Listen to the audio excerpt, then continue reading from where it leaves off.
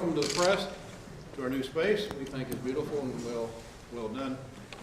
This is, for my part, something that the Speaker and I have agreed on to do more of. We can't do it all the time. He and I have struck a great partnership on legislation, on the effort of working together, on communication. So he'll be speaking here in a second. I just want to hit a few points that the Senate today sent out our first round of bills to committee on pre-filed bills. I'll send out another couple of hundred, the rest of 200 next week. We're going to get the committees working so they can negotiate with the House committee members and try to get that work done in committee and save time for the Speaker and I on the floor and the majority leaders so we can have substantive debate on real key issues. Transportation, again, is going to be important to the Senate. Based on the floods, it's even more important now than ever. Funding, we're just not sure where that's going to head, but we do need to talk about it. And as most of you know that's been around here as long as I have, and longer, my key issue is economic development, job creation, opportunities for Missourians. I'll continue to do that, push legislation for that. I think it's important that Missouri is not a #1 in job creation, job leading, and we want to change that. Religious freedom, we believe there's some issues with that we'd like to address.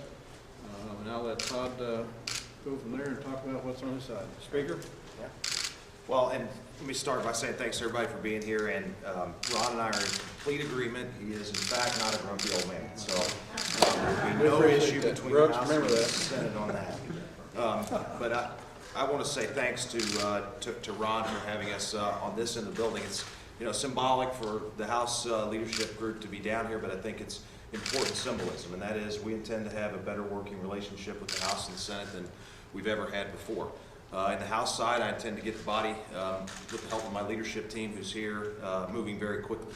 We have, I think, a little over 600 bills that have been filed at this point, and we'll begin the process of starting to refer those tomorrow, and you'll see a steady stream of referral into next week. It's my hope that we're going to have some substantive bills to the floor by the middle of next week. As I said earlier today, we're going to start with substantive, meaningful, single subject ethics bills. And I think that's going to set the right tone for the session and get us off on the right foot. So I look forward to the session, look forward to trying to tackle some of the really difficult problems that are facing the state. And I think that will be the mark of success on whether we're able to create the kind of environment and the kind of legislature where we tackle and solve real problems. So I think Senator Kehoe is up next. Questions for the Speaker? I mean, first, before we move on to other. On the subject of ethics reform, is the Senate going to jump on that as well, or are you letting the House take the lead on that? I'm letting the Speaker do that, although we have legislation. Senator Kehoe will talk about that when his turn's up, but we will let legislation go and bills be heard, and but we're going to wait for the Speaker. He has he wants to handle that and see what he can get out of his side.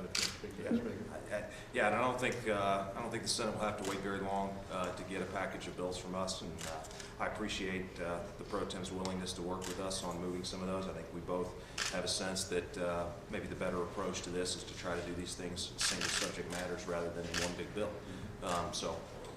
We'll have some stuff over here very, very quickly, and I'm confident that we're going to get some stuff very quickly to the governor's desk. So what's your opinion about? You guys got to go one at a time. I can't. Missouri voters a number of years ago said ethics included campaign finance limits. Do you envision any kind of campaign money bill as part of your ethics package?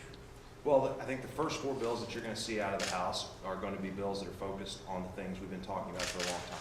And that's updated personal financial disclosures. That's a real revolving door ban on the practice of legislators going to be lobbyists. It includes a ban on lobbyist gifts. And it'll include a couple of campaign finance pieces on how you wrap up and terminate a campaign committee when you leave public service. Beyond that, I don't think that those first bills that are out of the House are going to be the end of the discussion on ethics. I'm sure we'll have some campaign finance bills filed, and it'll be part of the discussion. And there has been talk about campaign finance. We've talked, but the courts decided that's a freedom of speech issue too. So we'll decide that. But I think the Speaker is on point. Do either one of you two support reimposing the voter-approved limits and contributions? We haven't talked about that. I mean, it's only day one. Give us a chance to. We only start meeting at 6 o'clock a.m.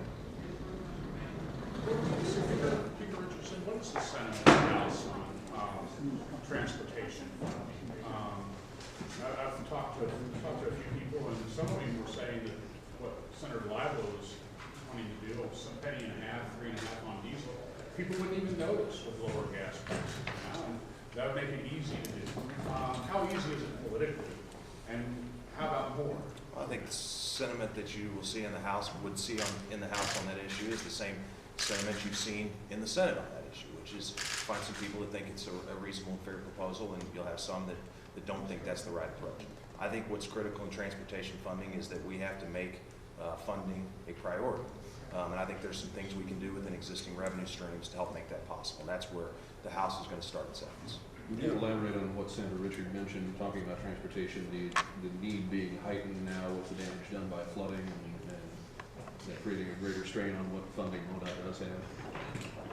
MoDOT clearly worked overtime and above and beyond over the last several weeks to try to keep roads open as long as they could and to get them reopened as soon as they could after they had to close them. That's created some cost impact that they didn't expect and build into the budget, but we're going to have to talk with them some more to figure out what the real I fiscal. mean, that flooding on I-44 out there on 141, I mean, these poor people in Eureka, I mean, yeah. The Speaker and I are going to have to delve through that. We don't have all the answers, but I suspect we'll come up with a plan. Could you envision dipping into the rainy day fund to make some of those road repairs? I don't envision that.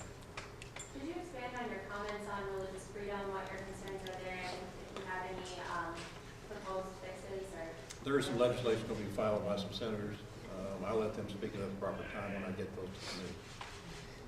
Gentlemen, the governor suggested he was going to be more involved in the legislative process this year.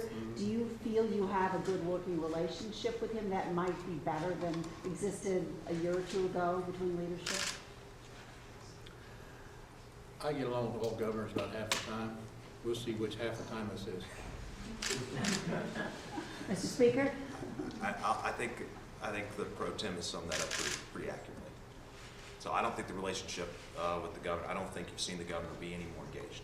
And I think, he stood in the House chamber last year, pledged to be on the third floor more often. I don't think you've seen that be the case. As I've said many times, we welcome the opportunity to work with the governor.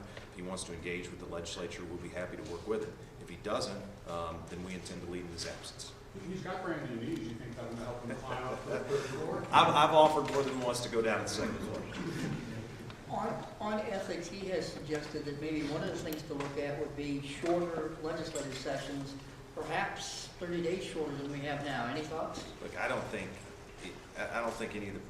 any of the problems we have in this building happen because we're here 30 days longer. I don't think any of them be solved if we're here 30 days shorter.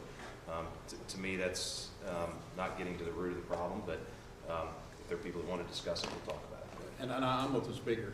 I'm not too excited about letting the bureaucracy have a little more authority because we're not here. We have a job to do. We'll be here from January to May. We'll do our job, and we'll come in and do a session and override and do that part of business that we think needs to be finished. So, Speaker and I agree on that. Is it a priority to address the issues with Missourians' IDs being taken now by the federal government? And if you're going to address that, you've got a very tight time frame in which to do it. Our Todd Scott, our Senate attorney, is advising the caucus today, and we're trying to decide how to respond. And I suspect. Yeah, we're doing the same on the House side. I've asked Chairman Har and the Emerging Issues Committee to take a look specifically at that issue, and I know he intends to move very quickly to try to get some answers from the Department of Revenue on exactly what the problem is, and I expect he'll begin that work next week. Okay. Senator Keel, and then Representative Serapone. Thank you. I'll be brief and let my House counterparts go. First of all, it's an honor to be here. I'm serving this building. I've been in Jefferson City community almost 30 years, and to be in this position is something I never dreamed of from my colleagues or for my constituents. Just a couple of things to echo what the Speaker has been saying. The Speaker and the Majority Leader and I have talked many times over the last couple of months. I think the communication between the House and Senate is going to be historic in a good way. And in particular, in the ethics conversation, I agree with the direction the Speaker and the Pro Tem have pointed out. Our first bill that we'll hear will be Senator Anders' Senate Bill 643 next week, which is an ethics bill filed in the Senate, and it contains many pieces that the Speaker talked about.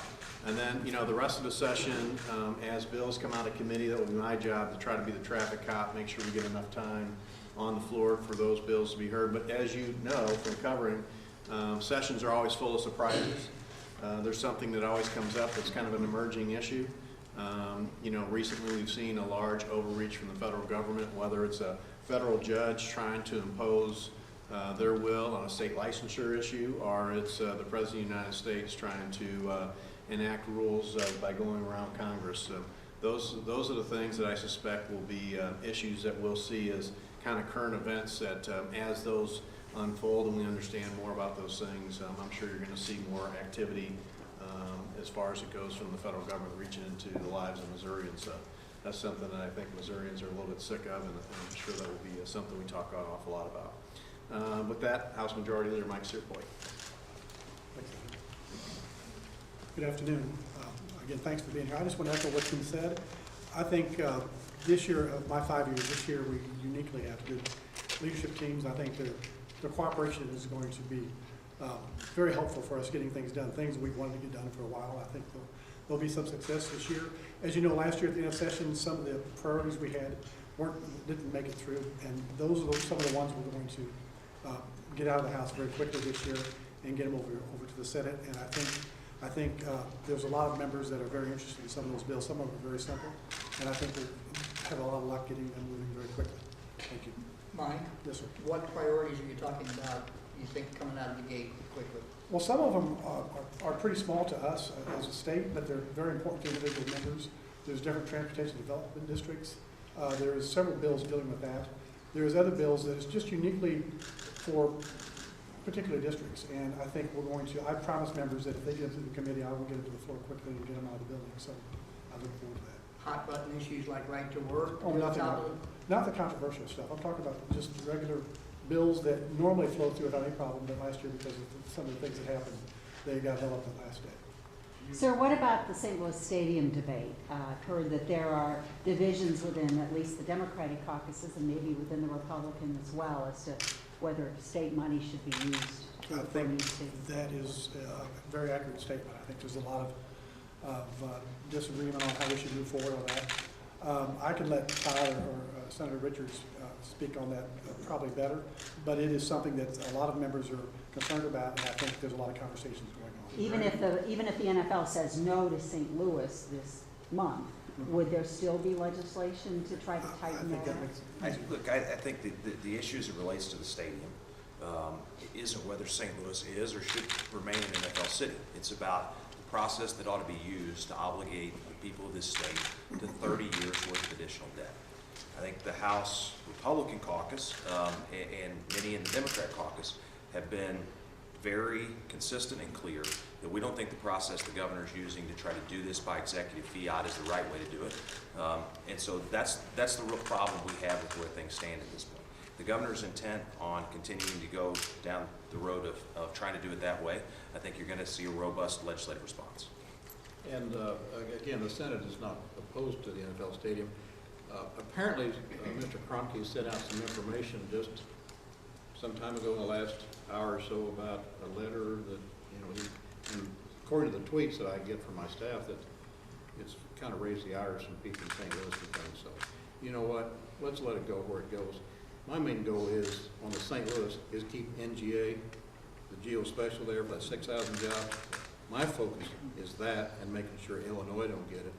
I want Missouri to have that. I want to protect those 6,000 jobs. Mr. Speaker, follow up on Betsy's question. Last year, there were members here in the Senate who charged your predecessor, the Speaker, had blocked a House vote on a stadium bond issue requirement for a vote of the people or legislative approval. Will you allow a bill that would essentially negate no voter approval, no legislative approval bonds? Are you willing to allow a vote on that on the House floor, debate on it? Well, I think our position has been clear. We think the way that this ought to be done is with legislative approval or a vote of the people. And so to the extent that there are ways that we can execute that, we'll be willing to do that. Now, whether that is an issue for a statutory fix or a budget fix remains an open question. Will you stop the House vote on it? I sent a letter saying I don't like this approach, so I think that probably suggests pretty clearly that I will not. Do you plan to try to push right to work through again this year? You speaking to me or the speaker? Either one. Paul's on it. I've indicated to the speaker that we probably wouldn't take it up this year. He don't think he could muster 109, so we're going to do things that we agree on this year, so that's probably not going to be an issue at this time. Now, that's not, if things change, the speaker and I will decide, and we'll let you know at the proper time, but right now it's not on our radar screen. In the House, for our leadership team, labor reform is going to remain a priority. Now, what particular components of that we decide to actually move forward, I think is an open question at this point. We'll work with the Senate to find out what they think they can move, and we'll work with our members to find out what we can move with the veto-proof majority. Speaker Richardson, you mentioned flooding in your opening day address, and Minority Leader Hummel said it's the most important thing facing the state right now. What can the legislature be doing in terms of flooding response? Do you see anything that you need to be doing here in this building and to help people recover? Well, Go ahead, Speaker. look, we need to make sure that people have the resources they need to recover from this kind of devastation, and we'll work with the administration to try to make sure that those resources are available, but it's going to take some time before we can figure out just exactly what that means. So I want to let Pro Tem Hoskins have a couple minutes. Thank you everyone for coming out to the press conference today. You know, as Speaker Richardson said, over this next week we're really going to focus on a lot of those ethics bills. I believe Chairman Barnes is going to notice up for committee meeting on Monday or Tuesday and have hear a lot of those ethics bills and have a lot of debate and discussion on those, including one of mine related to personal financial disclosure. Basically would take it, we would file twice a year, the personal financial disclosure. I know there'll be a lot of other ethics bills as far as the cooling off period, lobbyist gifts, and it should be a robust discussion on that. Then after that, you know, we talk about right to work. We're going to look at a lot of other economic bills, economic development bills that come up after that, including the Big Government Get Off My Back Act. My House Bill 1870 says no new rules or regulations on our small businesses, which I think is very prevalent with the EPA and some of the discussion we've had with EPA as well as Obama's executive orders on small businesses that sell firearms. It also provides small businesses with 50 employees or less. It gives them a tax deduction of $10,000 in order to try, if they hire additional employees, that pay at least the average county wage. So I look forward to this next session, and I think we've got a lot of big issues on our plate. I think we've got a good leadership team both in the Senate and the House to tackle those. Sir, how successful would you anticipate being challenging the federal government and not winding up in court over it? No, I think the majority of Missourians have spoken, and at least my constituents back home in the 54th District, they don't like the executive orders that President Obama has filed, and so it's something that we're definitely going to take a look at. And I know that we have a couple resolutions, I believe, that are coming up about those executive orders as well. Does your personal financial disclosure bill require that these be posted online? It's the only thing that is reported to the Missouri Ethics Commission that is not available online. You know, currently it does not. What it says, though, it says that instead of, I mean, currently, if something that would be required to be disclosed on personal financial disclosure right now, I would not have to disclose that till May 15th, 2017. And so what this says, it says anything from January 1st through June 30th would have to be reported on July 15th, and then anything from July 1st through December 31st would have to be reported January 15th. What good does it do voters to have twice a year reporting if they can't see the disclosure forms without going to Jefferson City or writing to the Ethics Commission and paying for copying charges? Well, Brady, that's why we need good reporters here in the Jefferson City area to go find these things out for us. Keep looking. Well, I mean, is that an issue that you would like to? That's something most certainly that I would consider about posting those online, having those just be like campaign finance reports. That's the first discussion we've had on that, so most certainly that would be something that will come up in committee and that we will definitely consider. how far are you all willing to go on the University of Missouri? There's been talk of cutting the budget. There's been talk of restricting their ability to provide clinical privileges to doctors who are performing abortions. There's been reaction to the protests on campus in terms of perhaps, Representative Bratton's bill that was introduced and withdrawn. What do you see as anything that the legislature needs to do to address the issues that have been raised about the University of Missouri over the fall? On Planned Parenthood, the only thing one of the main things I'm concerned about is Planned Parenthood not honoring a Senate subpoena. We think that deserves the respect of a subpoena.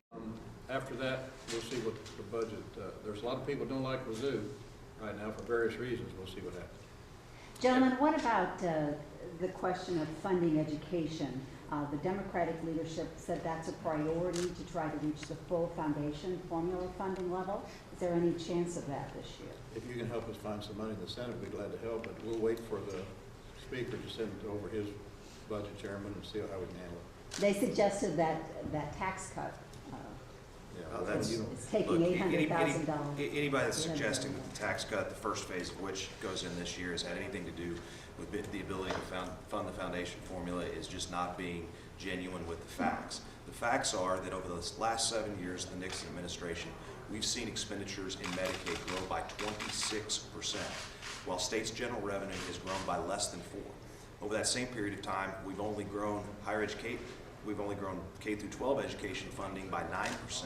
We've had to cut higher ed by 8%. So we want to look at where the problem is at finding additional money for the priorities. Quit blaming tax cuts that just got phased in and start looking at the root of the problem, which is the ever-growing and unending expansion of Medicaid costs. And frankly, as far as I'm concerned, the Senate's willing to look at additional tax relief. I mean, businesses need some help. This hadn't been the greatest economy in the last 4, 5, 6 years, and we think of incentivizing the business to hire people as part of tax relief. So I think that's been part of our discussion too. Mr. Keogh, this is probably the most appropriate question for you. Given the difficulty of this General Assembly dealing with gas tax increase of toll roads, is it time this General Assembly should begin looking at returning some of those roads the department can't maintain back to local governments? Well, that's an idea that's been bantered around for years, since the 50s, when the Department of Transportation made the deal to take what's called lettered routes right now, farm to market roads, if you will. I think everything's on the table to look at, and I've said that for years as I've been involved in the highway discussion. The thing you got to remember about those lettered routes is those are the ones that aren't receiving any maintenance dollars per se right now because the budget constraints are so tight. So if you gave those roads back to the counties, you wouldn't necessarily be increasing the resources that MoDOT had to deal with it, because they're not really spending much money on those now. And then you'd put them into the county's laps, who are already very tight on their budgets, just like the state is with road maintenance dollars. So it's a conversation, but I'm not sure it's something that frees up a lot of resources for us to put into other infrastructure needs. But certainly something we'll talk about. If that were an issue on the floor of the Senate today, do you know how you'd vote on turning back some of those? Yeah, I personally would not be in support of that. But I don't blame the people who have come up with this idea, because we keep telling everybody we need to figure out ways to fund transportation, and everybody needs to float their ideas out there. So I think that's another idea that deserves to take a look at. And I think once you put the pen to the paper and the numbers to what the resources generated from it would be, it may not be as good a return or an increase in MoDOT's budget as we think. And I don't think we need to strap the counties with those additional roads and their limited dollars they have to maintain what they've got right now. So it'd be a tough one, but it's certainly something we need to be talking about. Can you even Last do it under question, Hancock? last question. With the Hancock Amendment saying? Bob, I don't know if that's, I wouldn't know. I'd have to look that up. I'm not sure if you could do it or not. Would it help if the governor took a position on this, if he endorsed a specific plan? Well, the governor has been very silent on what to do to fix our transportation needs. Now, I know just in the last couple of days he has endorsed a plan, but for the first 7 years he's been here, it's been crickets. And certainly other states who have addressed their transportation issues and have found different funding mechanisms, they've had the governor out leading the way. And as you heard Speaker Richardson say, You know, budgets are all about decisions and choices, just like you make in your own homes and Missourians make in their own homes. And certainly, the governor's had the ability to make some of those choices over his 7 years here. We've seen the direction that he's gone. But him getting out in front and helping with the transportation solution would certainly be helpful.